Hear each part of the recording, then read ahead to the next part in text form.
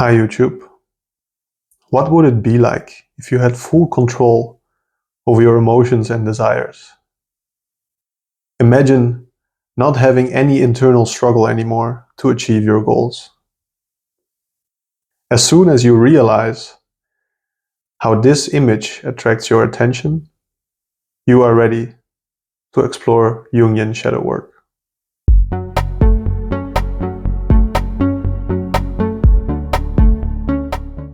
Welcome everyone to the new year. We are in the month of January, and I just quickly wanted to mention there is a video that came out a couple of days ago from Jonathan Pageau about Janus, the two-faced god of January. So he's the god that we named the month January after, and it is a god who has two faces, both usually looking in opposite directions. And there's a very nice symbolism with that. And of course, January representing the old and the new. And also similarly, the inner and the outer, and the barrier between these two, which is a beautiful link to what we're discussing today, the shadow of our psyche. So we have the conscious mind, which we are aware of, and we have the unconscious mind, which is unknown and unconscious to us, which we call the shadow. So Swiss psychiatrist Carl Jung said that this shadow, so the unconscious part of our psyche, is something that we should try to connect with and accept into our conscious mind. So the shadow work that we are discussing today is going to give a couple of methodologies and techniques that you can use to uncover your unconscious, or at least the unconscious part of your psyche that you have suppressed, and to connect that to your conscious personality and to accept that. One important thing that you should realize about at least how Jung viewed the conscious and the unconscious is that the things that happen from your unconscious, you can view them as autonomous beings inside of yourself. That means, for instance, if I think about the real world and I walk on the street, I might encounter a person which I do not know. I don't know where he's coming from, and I can have a conversation with that person and I can learn something completely new that I was not aware of. Similarly, there can be an entity in yourself that is unconscious, and if you encounter with that entity, you can learn something that you were not aware of, that you did not know, at least not consciously. So according to Jung, there are all these hidden treasures inside of yourself. You might even say that there's this complete hidden world in your unconscious that most people are blind to, and they completely live in the outside world. Whereas your inner world is just as vast, or maybe even greater than the outside world. And in order to be a proper actor in this world, we also need to be present in the unconscious world. So if, for instance, I am on my way to work and all of a sudden it starts raining, I can say, I know this is due to the rain, and I might be able to accept that because I accept that there is such a thing as the rain and that I hate getting wet, but it is just the way that it is and I can accept it. Whereas if something happens within you and there might be a sudden change in your desires, in how you feel, maybe you will get angry or you can get sad, you might not completely understand what is happening and you have no acceptance for that, but you feel disappointed by yourself and angry. The proposed cure for these kind of situations would then be to accept that there are some autonomous, independent actors inside of your unconscious that can, just like rain, all of a sudden have an impact on your life, whether you want it or not. And bringing these to your conscious can help you to accept them as well. So in order to engage with your shadow, there are a couple of things that you can do. part of that is, of course, direct reflection. So you have to think about yourself in which cases you are unhappy or frustrated or annoyed with things, situations, or yourself. So the direct reflection, I have written down 3 questions that are actually, for me, worked out pretty well. So the first question is, what do you dislike about yourself? There are many things that you could come up with probably that you dislike about yourself. Like, how do you respond in certain situations? A very common example is, I don't like when I'm getting angry or annoyed at people.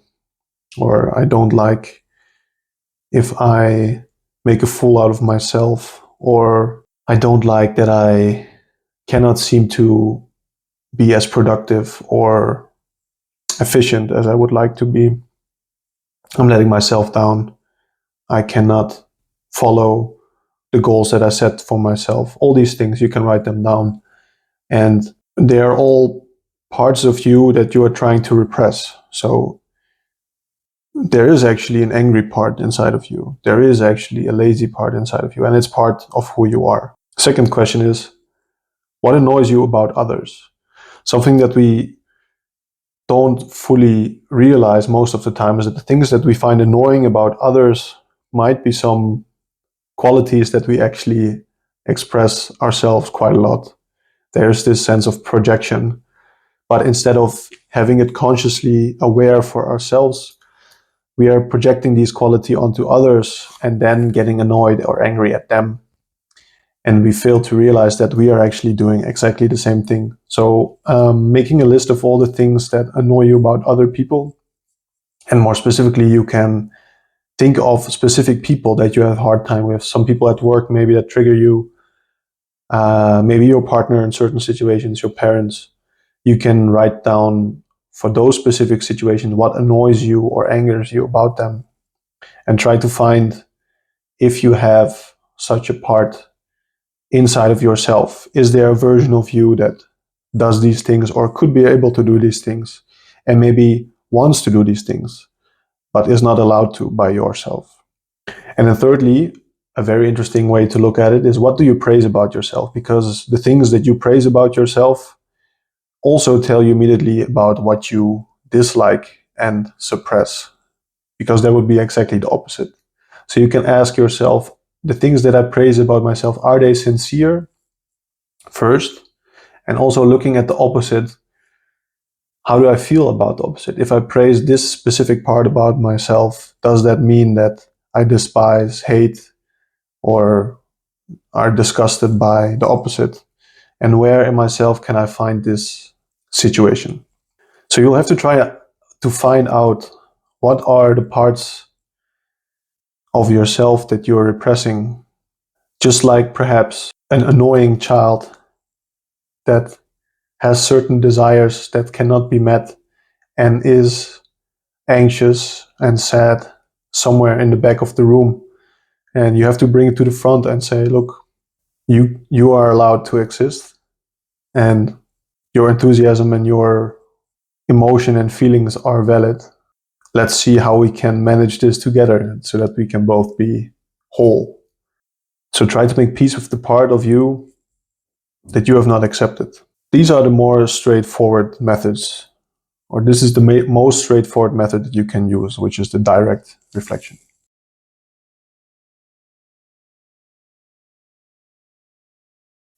The second section requires a bit more creativity and time. They are more related to symbolic interpretation of the unconscious. Here again, there are 3 proposed steps that you could take. One, commonly known in the Jungian spheres, is the active imagination, which is a sense of meditative dreaming. You will try to lay down or sit down, whichever way is comfortable for you, and try to get in a kind of meditative state. But as in a meditation, you will try to focus your attention to a very specific thing. Imagine yourself here, not trying to focus down onto one thing, but to open yourself up to wherever your mind wants to flow. So you're trying to be consciously aware of all the different thoughts that enter your mind. And you will try to experience that as if you were really there. So to give an example, what I tend to do is I start off with basic meditational introduction practice. So I try to focus on my breaths. I do 10 deep breaths in and out, focusing on the specifics. So I'm actually meditating for 10 breaths. But then I try to let go of that focus and try to see, like, visually. I close my eyes, but I try to visualize something. At the beginning, it can seem like, okay, I'm just seeing like the inside of my eyelids, but you could take a very specific image in front of you. Something that works well is an image from your childhood that you might remember that you really enjoy. An open landscape would work. Maybe you imagine yourself being at the sea, at the beach, or on a big grass field or somewhere in the forest. You can imagine that in as much detail as you can. And then as you are there, imagine yourself being there and looking around, and then try to see where your imagination takes you. And it might take some time, and it might feel a bit weird, but what I have found is that if you're focused on it and you give it time, it can really take you down a certain rabbit hole. To give an example, experiences that I had was I imagined an open field of grass, and I saw that at the edge of that grass field there was a forest starting. So I came closer, or examined that forest, and I saw that there was a path. I followed that path, and then there was a big tube. And from the tube, it seemed like there was supposed to be coming a lot of water, but it was only dripping a bit. So there was something stuck inside. So I decided to climb in that tube and look what was there. And all of a sudden, the orientation of that imagination shifted so that I actually was sliding down that tube. Instead of climbing up, I was sliding down. And I came to the part where the clogging was, let's say. And well, it went on from there. But you can imagine that these are just things that your imagination is just taking you there. I didn't have so much active thought in what would happen. The advice that I would give you, which is also something that I learned from others, is try to make decisions in that imagination according to if you were actually there. And then afterwards, try to write down in as much detail as you can what happened, and then try to interpret that symbolically. So experience it as if it's real, like literally, and interpret it in a symbolic way. And what that can do is that can show you certain patterns of thought, or it can give you certain revelations about yourself, about your unconscious, because this is a way your imagination, your memory, your shadow will try to speak with you in a symbolic way and engage with you like that. Second is a bit similar. It's a dream interpretation. So instead of using your active imagination, which is something that you could do to provoke a dreamlike state, you can also just try to have a dream journal. So keep it next to your bed. Whenever you wake up and you had a dream, try to write it down, and then later have a look at it and try to find a symbolic interpretation of that. If you don't know how to do that, there are a lot of sources online that you can look into. I will also link some books that you can have a look to try to learn a little bit more about symbolic interpretation. And finally, the third one is automatic writing. So automatic writing, you can do it with the pen, or you can write it on the laptop, whatever works best for you. You just try to write random words. So in a sense, it's similar to active imagination, as in you try to let your imagination fill in the void of something that is so automatic to you. But everyone knows how to write pretty much as fast as they can talk. But you get to write it down, so it's automatically transcribed in that way. And you don't try to think too much about what you're writing. You're just writing words. Maybe you can even try to zone out a little bit. When I do it on the laptop, I try to not even look at the screen, but just try to type. Don't really care about spelling or anything else. Just try to write the words that come to my mind. If you are bilingual, try to do this exercise in different languages and see how it feels and what you experience. I realized that if I do this kind of practices, also the active imagination,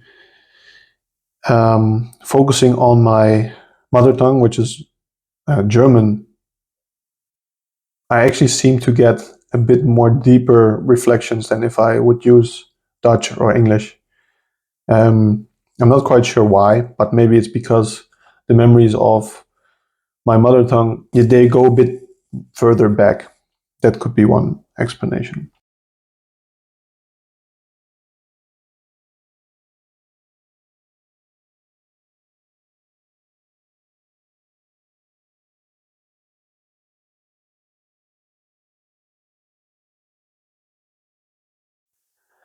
So as you get more acquainted with this topic of shadow work and you play around with the concepts a little bit, you will realize how your attention is drawn more towards certain parts of your life, that you will feel like there is something to be uncovered.